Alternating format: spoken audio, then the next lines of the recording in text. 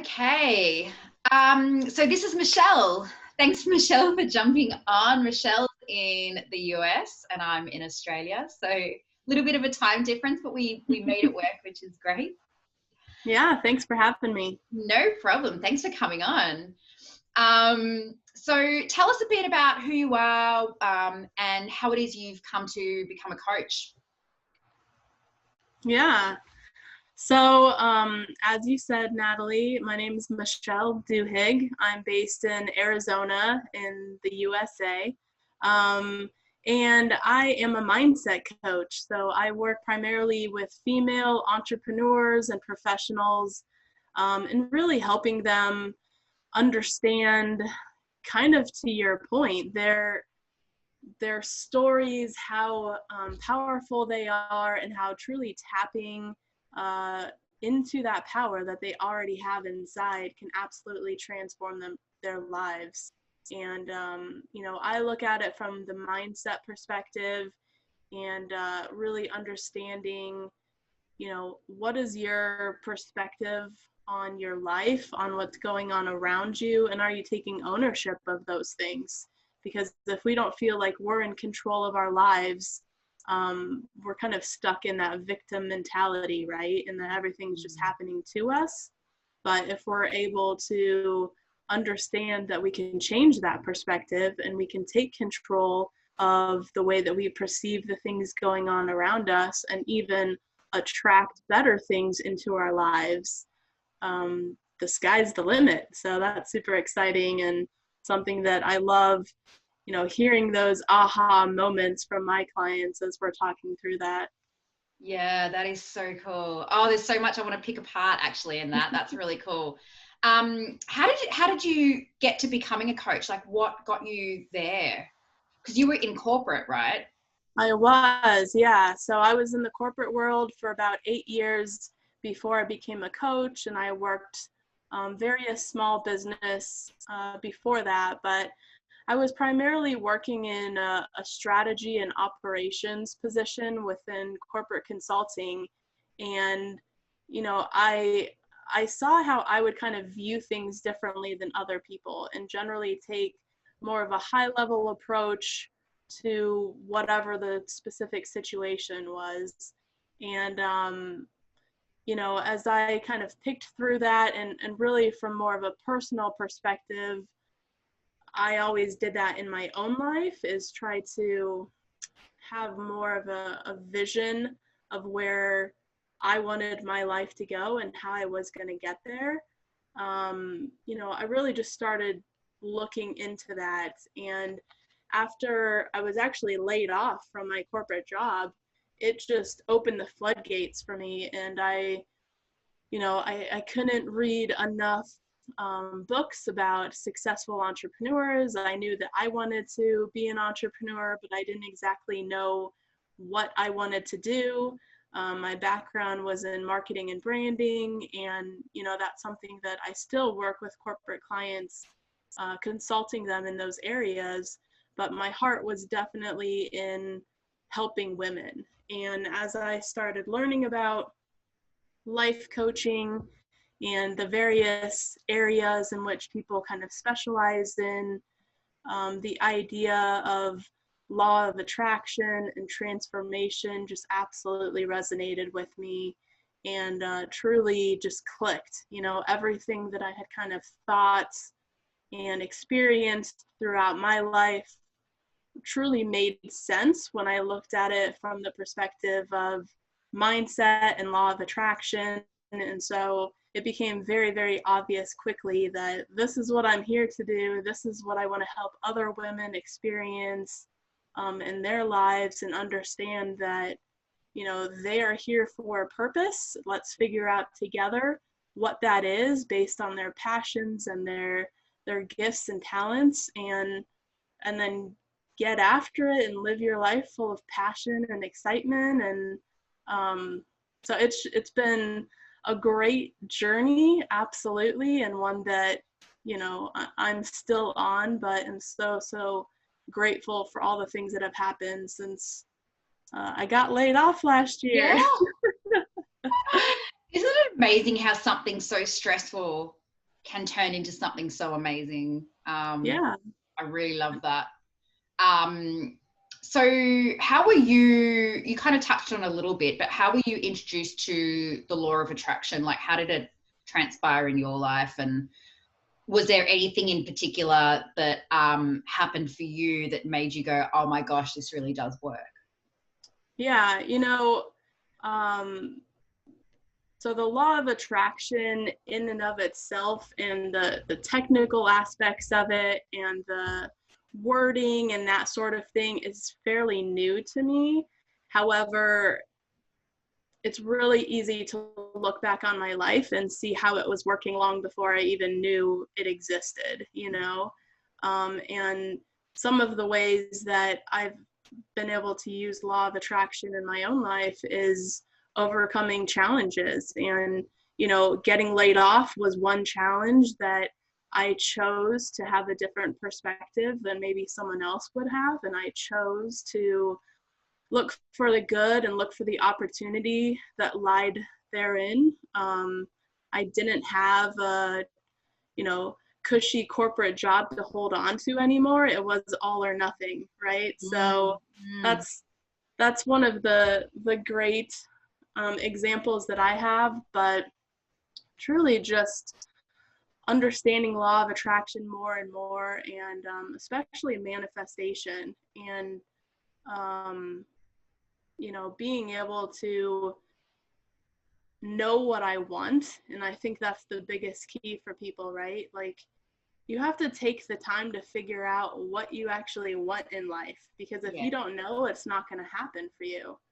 And so figuring out what I've wanted in lives, and I in my life, and I've done that a number of times through really just meditation and reflection and journaling, but then creating vision boards and Mm. knowing, okay, so if I want, this house, or I want this car, or I want to go on vacation here, whatever it might be, putting that up on a vision board and committing to it and looking at it and spending time meditating on it and truly feeling grateful as if it's already happened, like, it's amazing how quickly it will come to be in your life. And it's happened for me so many times that, I could probably go on and on and on, but Yeah, totally. Oh, I'm the same. I actually started, I was introduced to The Secret, the book The Secret, when I was a single parent, actually. And so this is going back about,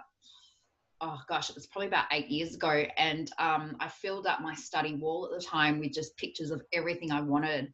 And yeah. because, yeah, a couple of years ago, I kind of like reflected back on that, and so much of that has come to be. Yeah, I've been married since, and I've bought a house. Like, it's kind of almost my dream house, and just, yeah, it's just amazing how much actually does transpire. I think the thing too is that we live in a world now where it's very much about instant gratification. So if people don't see it instantly, they get really quite disappointed. And I talk a lot about it with my clients, just the quick fix. Everyone's looking for the quick fix, especially when it comes to losing weight and stuff. But it's actually, it can take time. Sometimes it doesn't take as much time as what we think, but it can actually take time sometimes. I don't know if you find that as well. Yeah, I think that it's all part of the journey, and the longer you wait for something, generally you're working through some other limiting beliefs, right? For something to actually come to fruition. But I have learned so much about myself and my outlook on the world, and why I'm here, and been able to help other people through similar challenges when I'm going through some stuff, and when it takes a little while to get those things that I want, and very rarely when you think, oh, I really want this, and it happens for you the next day, is it going to resonate with you the same as if you're putting in the work, you're meditating on it and visualizing it and being grateful for it for months on end, or maybe even years on end, for it to happen. And then boom, it hits, and you have this story to tell, and you get to talk about all the challenges and the setbacks that maybe you experienced throughout that process. But it was all about persistence and not giving up, and knowing deep inside that it's there for you and it's going to come for you. And and It's then all about building resilience, right? Like it really builds your it resilience. it's absolutely about resilience, and that's what life is about. Yeah. We're all going to face some challenges and some struggles, but are you going to get back up and keep going, or are you just going to give up? Yes.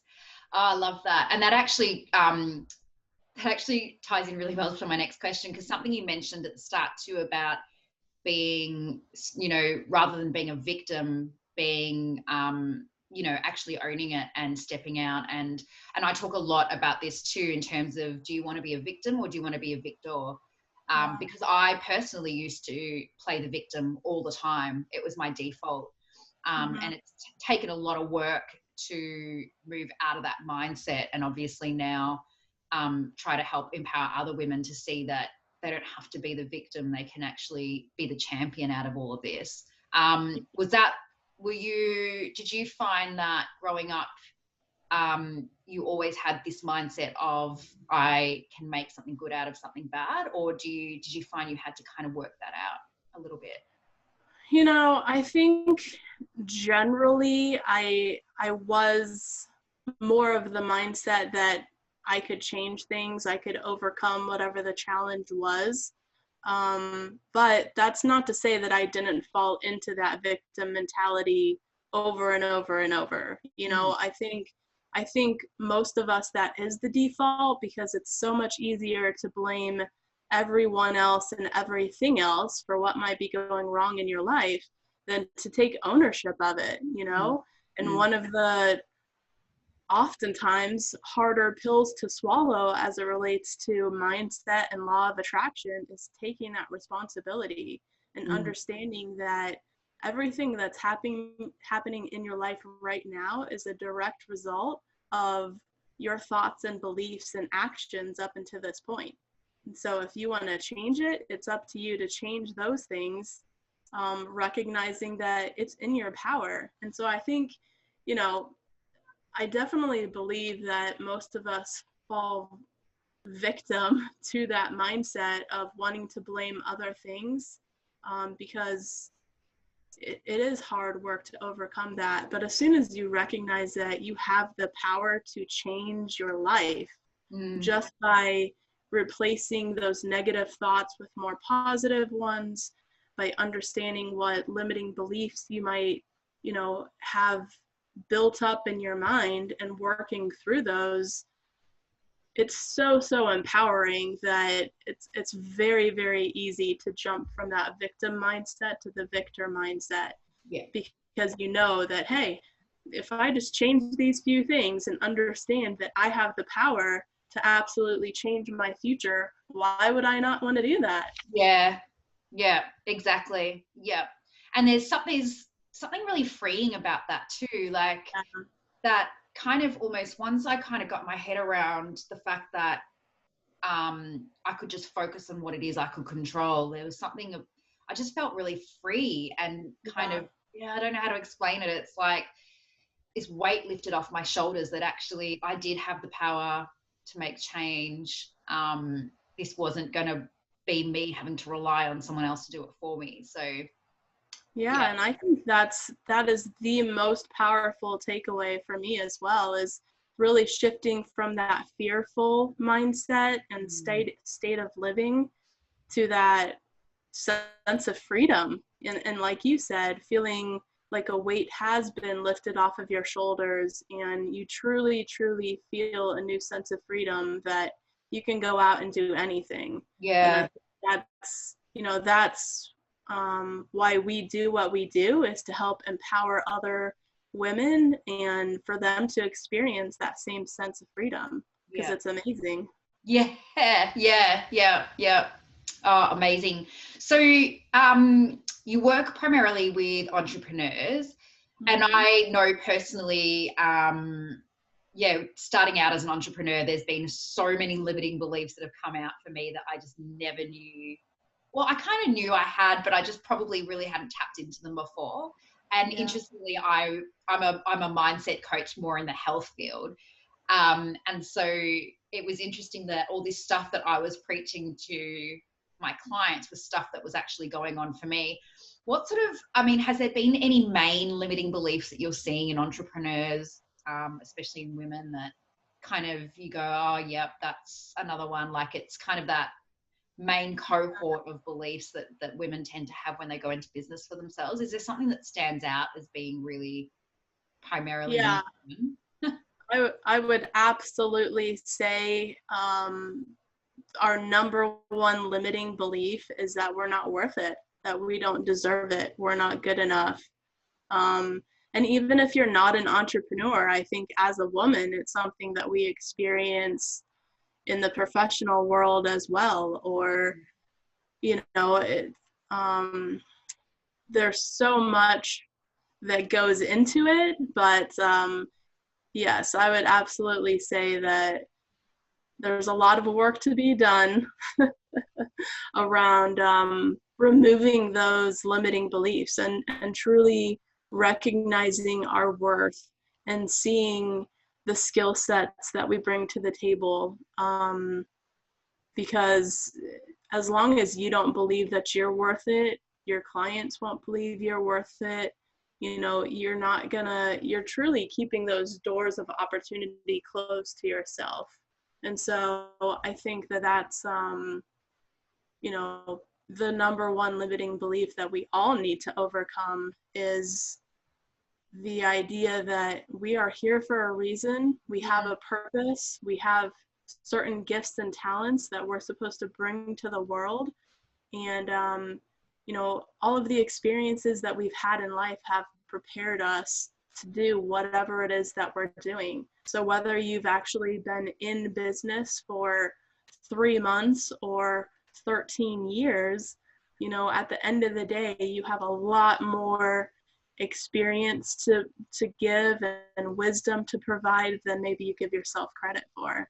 And I Yeah. don't think that men, struggle as much with that. I feel like men are more naturally confident, that there's just something different within them, that they kind of walk into a room and they know that they're there and they have knowledge to share, whereas women kind of walk into a room and assess the situation and see who's there, and then we quickly start comparing ourselves to one another. Yes. And, well, I don't know if I'm as smart as she is, or I Yes. don't have as much experience as that other woman. It's like, knock it off. I know. Let them Oh to my your gosh, own. that's yeah. It's so Yeah. funny you say that because I've just finished reading this amazing book by I think it's Dr. Valerie Young about the imposter syndrome. I think it's called Oh, something yep. about the success the secrets of successful women or something like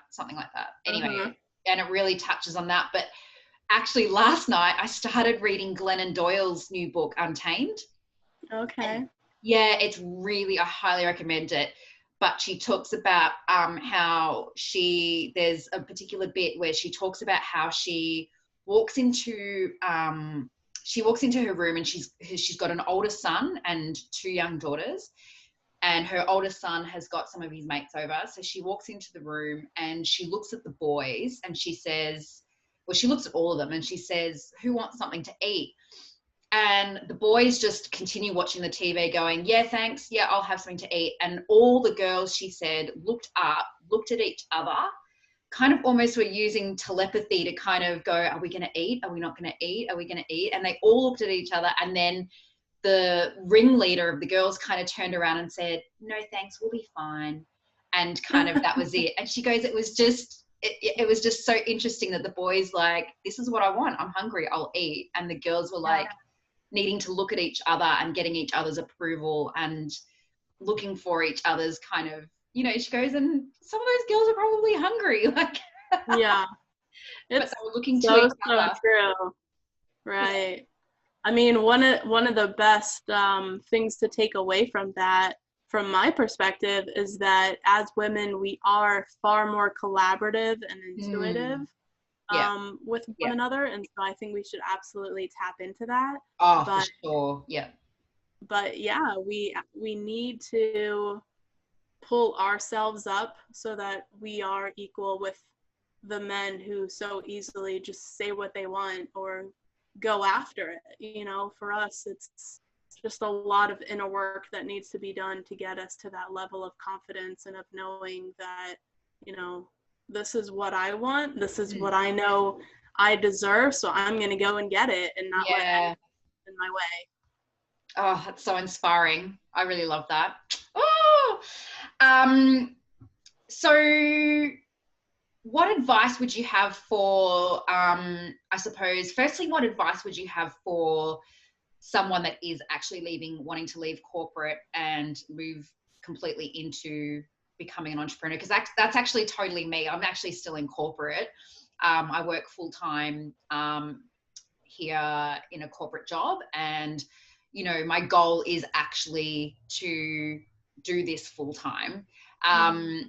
What sort of advice have you got for women that are kind of in that transition period of Yeah. one to the other? I mean, because I think I look at your story and think, oh, I wish that happened to me in a way. But obviously, like, there could be things about that situation too that made it really hard. So, Sure. Yeah, and I think everyone is gonna, find themselves in different scenarios and situations. But at the end of the day, I think the most important thing is to really to know yourself, to know who you are, to know what your gifts and talents are and where your passion lies, and figure out how to make money doing that. And if that's by being a coach or a marketing consultant, or if you just absolutely love some kind of health product or whatever, like there's a lot of great opportunities in network marketing now and that sort of thing that I think a lot of folks are able to start doing as a side hustle. mm, My advice would just to make sure that you continue to move forward, and I think it's sometimes we need that extra push. Like for me, getting laid off from my corporate job pushed me into entrepreneurship like nothing else had ever done before, because I didn't have a safety net. It was all or nothing. mm, And so for me, that's where I see some people get caught up, is you're keeping one toe in each world, right? Because your corporate job, you're getting a paycheck every couple of weeks or whatever, and you know it feels more stable and more safe. But then if you look at my scenario, I was at a big company for 8+ years moving up and definitely didn't see it coming at all. So I would just kind of remind you that even if you're in more of a what feels like a safe and stable environment, it's really not any more so than you going out and building your own business. But at the end of the day, you just have to give it all you got and continue to move forward. And you know, be resilient, like we talked about, and be persistent and know that there's going to be challenges, but that you can overcome them and keep moving forward. And each time you do, you become stronger, wiser, smarter, and you have more to offer. yeah, yeah, I love that. There's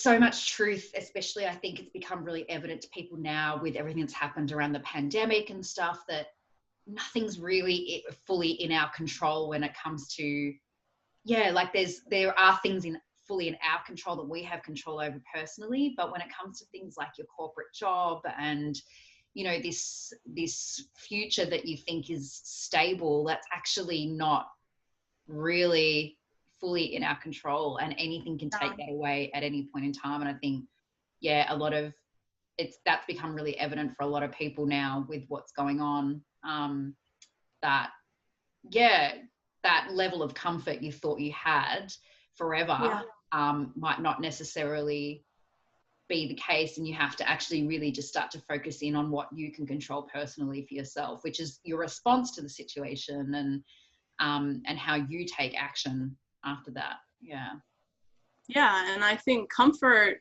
always feels good, right? But are we still living our lives with passion and purpose, or are we just kind of on autopilot, drifting through the days and checking things off the list, but not really getting any closer to our goals, and not feeling fulfilled and feeling like something is missing in life? And I was there.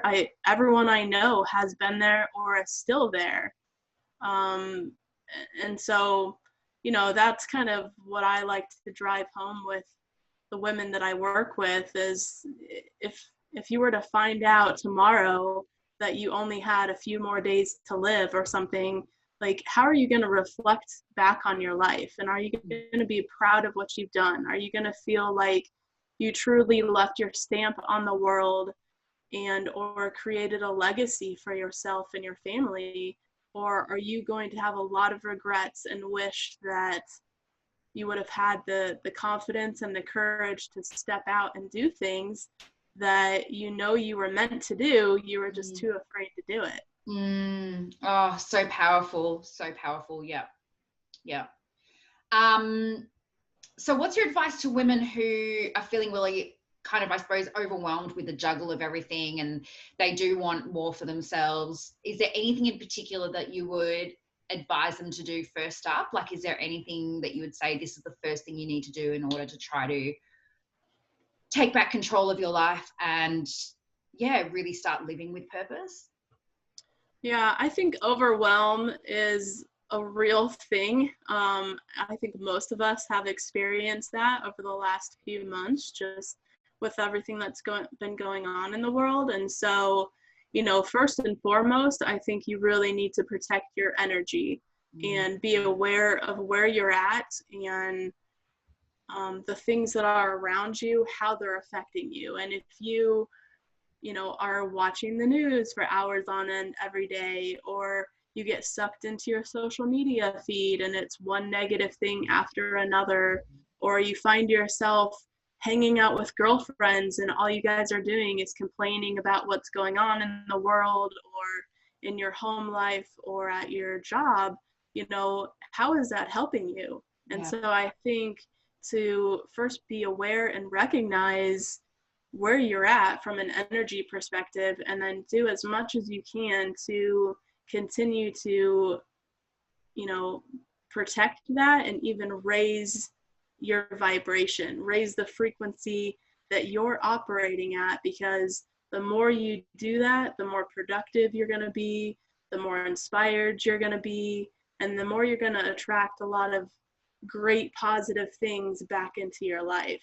And so, most of us, it's simple things like just quieting your mind a little bit, meditating, journaling, reflecting on where you're at and where you've come, where you want to go. I think affirmation statements are huge. I think, reading every day things that are empowering and make you feel good about yourself and boost your confidence, and really start to change your belief about any situation or any thing that you may not be happy with in yourself, are all the right steps to get you to where you need to be. And so, pulling all of those things together, it's really about your mindset and understanding that it all starts there. And so if you can get up every day and take just 5 minutes to get yourself at a place where you're ready to tackle whatever comes your way, imagine how much better you're going to respond to those situations than if you jumped up, didn't take any time for yourself and just kind of ran after whatever the first fire was, and then again and again and again throughout your day. You just feel so exhausted, right, at the end of the day, and generally probably didn't handle those challenges with the kind of grace that you would have liked to. And so, I think just taking that time in the morning and then reflecting in the evening, you'll notice a huge difference in not only how you feel, but how you respond to things. And, for myself personally, I've seen a big difference in just the amount of things that I can accomplish and how inspired I can be and think new ideas that maybe, I wouldn't have taken time to think about if I was just busy trying to get through all the tasks of my day. Yeah, totally. So, I'm a huge morning routine advocate, actually. Yeah. It makes a huge difference. I can't remember who it was. It was someone I was listening to. It must have been on a podcast. And she talked about how, you wouldn't necessarily, if you woke up and there were all these people in your bedroom yelling at you and screaming and giving you all these opinions, you'd be like, get out of my house. What are you doing? Yeah.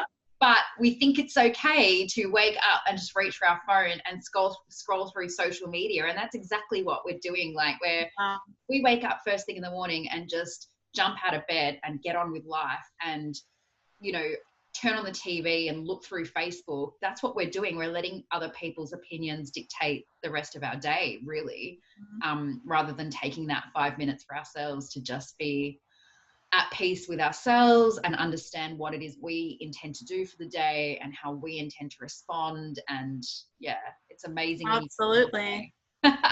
Absolutely. And I would challenge anyone. Keep doing what you're doing. If you do jump out of bed and immediately check your email and social media and whatever, and kind of see how the day goes, and then the next day actually start with, like you mentioned, some sort of morning routine that's going to help you get in the right mindset, and just be aware of how it affects your energy and how it affects how you respond to things and what you feel like at the end of the day, because it could be a much more hectic and chaotic day, but if you started in the right mindset, you'll probably feel, I guarantee you will feel 1,000,000 times better at the end of that day than on your typical day when you just let everyone else dictate, what you're going to do and how you're going to feel about it. So yeah, it's huge. Yeah. So how can people get in contact with you if they want to know more about what you do? Is it best to find you on social media? Yeah, I'm on pretty much all of the social media platforms, primarily Facebook and LinkedIn, although I am on Instagram and Pinterest and Twitter as well, although not as much on those. But you can also go to my website, which is duhiggcoaching.com. Okay. And I have all of my contact info there. And yeah, great. I would absolutely love for you guys to reach out, connect with me, ask me whatever questions. And I have a freebie on my website that talks about some of the things we discussed here as far as getting in the right mindset and how to use affirmations and visualization and that sort of thing. So feel free to hop over to my website and you can grab that for free. Awesome. I'll put the links as well in this video as well. So great. Links will be in there. That's great. Awesome. Thanks, Michelle.